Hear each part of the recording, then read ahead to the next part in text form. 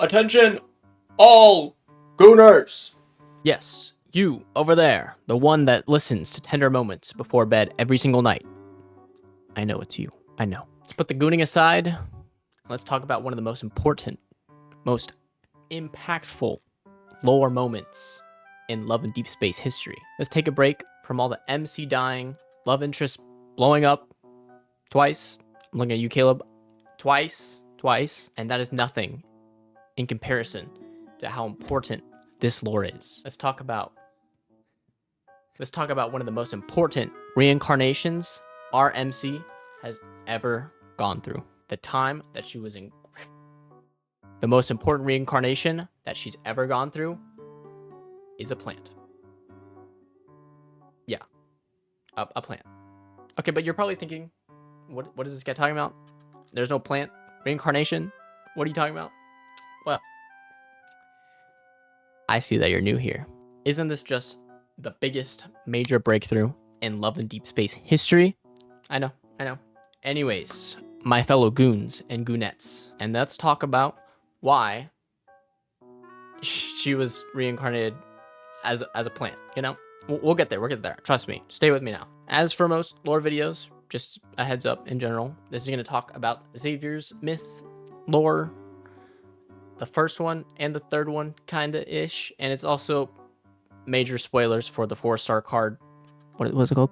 Horizon's Pulse. Yeah, that one. So if you haven't watched it yet, make sure to go watch it and goon off to that without me listening. Okay, I don't need that. So let's get started. Basically, the card starts off and you're a plant. You know, that's basically it. You know, you're just in some random planet that's never been talked about ever again. It's pretty boring and basic. You're just chilling there. That's it.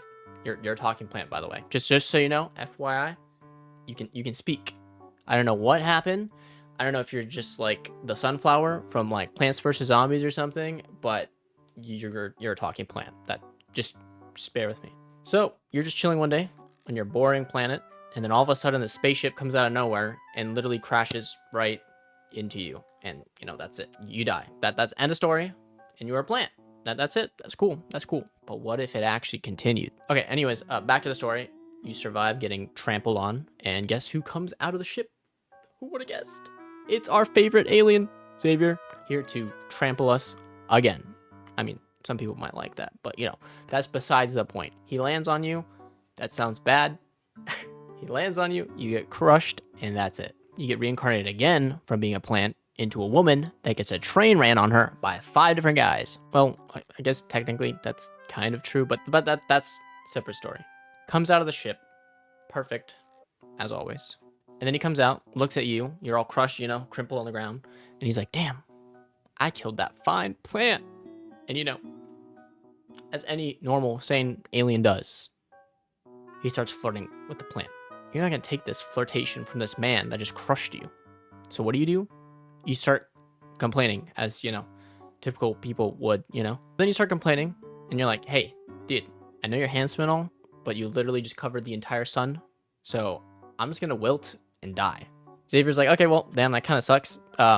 So I'm just gonna stay here because my ship's kind of broken, so I can't really go anywhere, so you're probably just gonna die. But then, of course, using his magical, handsome, beautiful powers, he creates these tiny balls of light that work as like tiny suns for you, which is kind of pretty cute, actually. You know, I gotta admit, when I read that, I was like, okay, that's kind of cute. So he creates these little suns for you to keep you alive. Xavier fangirling aside, you're still a plant, by the way. And you just somehow end up creating a bond with him. Because, you know, that makes like normal sense. You know, like when I see my plants that I water, I'm just like, I think I'm in love with these plants, you know. So Xavier's so goddamn down bad from being in a ship by himself for who knows how many years. So, you know, he starts getting down and busy with the plant is what I would have said. But no, he just starts talking to the plant, you know, taking care of it, trimming the plant, trimming the leaves. For some reason, one of the scenes says he like cuts the bangs of the MC plant. I really don't understand how that works. I'm telling you, it's the Plants vs Zombies sunflower or something. Then, you know, some actual important stuff happens with the story that like really no one cares about. We just care about like, why are we a plant? And then he starts talking about how like, okay, when you bloom, that's when I'm going to leave so I can figure out what flower you are. Let me tell you, he lied. He literally lied. He's just like, okay, well, you know, time's kind of up. I kind of got to go back on my adventure to, you know, save my queen. We'll come back to that later. But yeah, he's like, okay, I'm going to leave. That sucks. Goodbye. See you later, plant.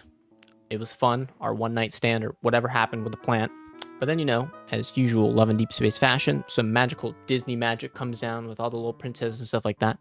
And your bond with him just magically connects you guys mentally, because that makes sense. Because last time I bonded with my dogs, you know, I just telepathically told them to stop pissing everywhere. So then you start complaining to him telepathically, as, you know, everyone normally would. And you're just straight up like, why did you leave me? Like, I thought we had something. I thought what we had was special. But no, he just leaves you. And he's like, okay, fine, I'll turn around. And then I was reading that and I was like, what?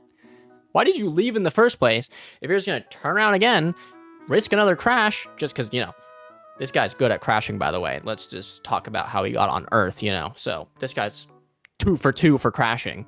So then you go onto the ship, you bond some more, and then you finally bloom into a nice, pretty blue flower. And that's it.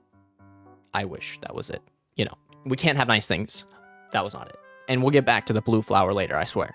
So obviously you're thinking that doesn't really make any sense because, you know, a talking flower, and, you know, I would agree with you. Talking flower makes absolutely no sense. But then you realize, oh, you're in some VR augmented reality thing and it's just SAO with 2 people because, you know, that's amazing. Future. So then you're like, oh, it's just actually connected to the 2 of you and using the memories and connections between the 2 of you, you being MC and Xavier. And then my whole hopes and dreams were ruined of this being a reincarnation of a flower. But I'm not giving up, okay? This is 100% facts, okay? Don't even start with me. So clearly, I refuse to believe this is the true meaning of this story. So let's take it back a little bit and let's think about Xavier's actual lore and where would this actually make sense. So if we take a look at the bigger picture here, let me just start by saying, obviously, this is a theory and I'm probably wrong, but, you know, it's fun to guess about these things when the developers are very vague on what actually is supposed to be happening. And please feel free to correct me if I'm wrong on certain Xavier facts, because, you know, I just became a Xavier girly myself. And actually everything I say is 100% factual, so you better believe me and know that you were reincarnated as a flower. So let's take a step back to Xavier's original myth. And if you aren't aware or don't care about Xavier's myth, well, just bear with me.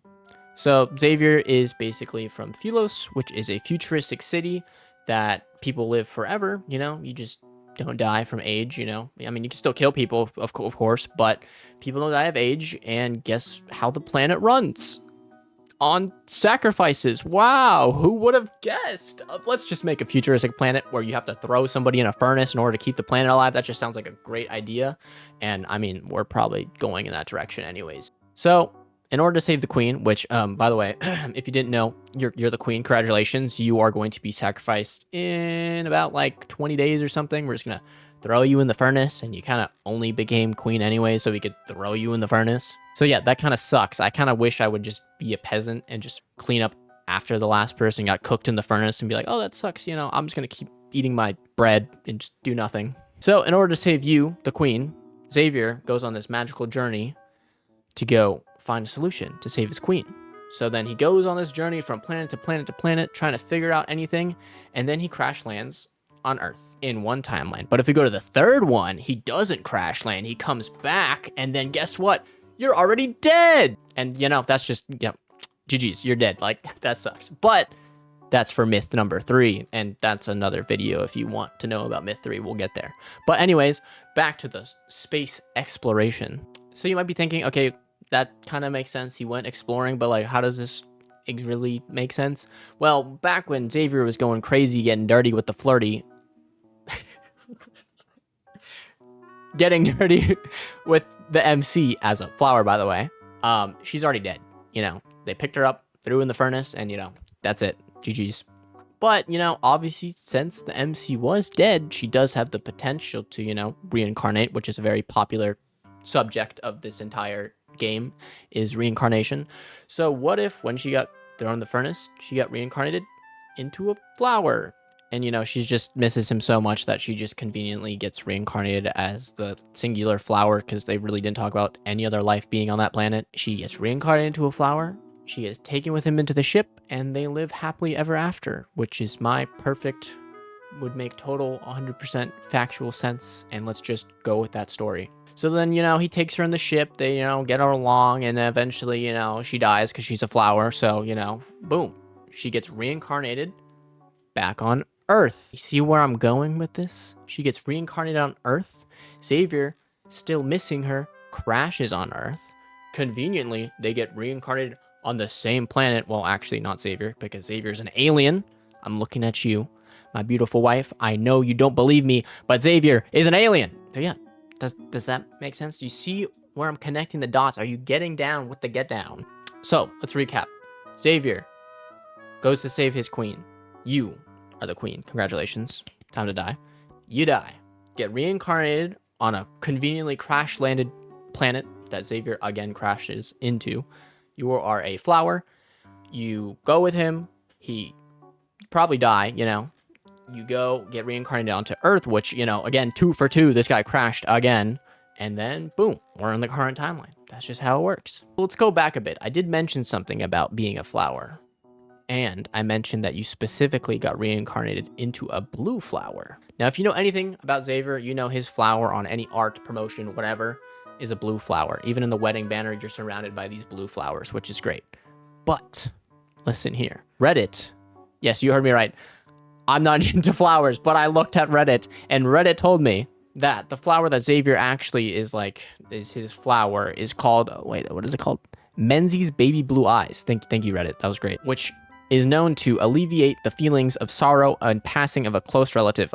Maybe not relative, because I don't think we're going there with the Love and Deepspace story. We already got Caleb, okay? We got enough relatives. We don't need another one. But let's just say it's for a loved one.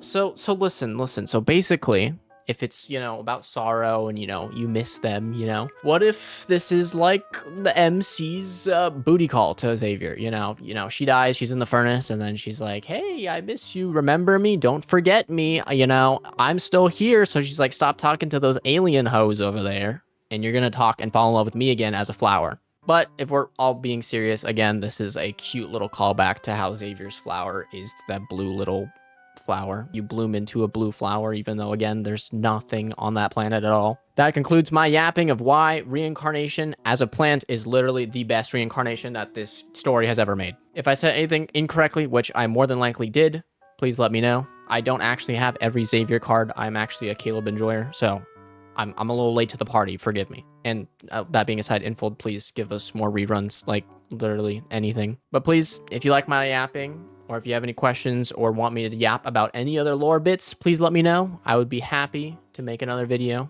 explaining whatever you want. Thank you so much for watching, and remember, being a plant is the best reincarnation.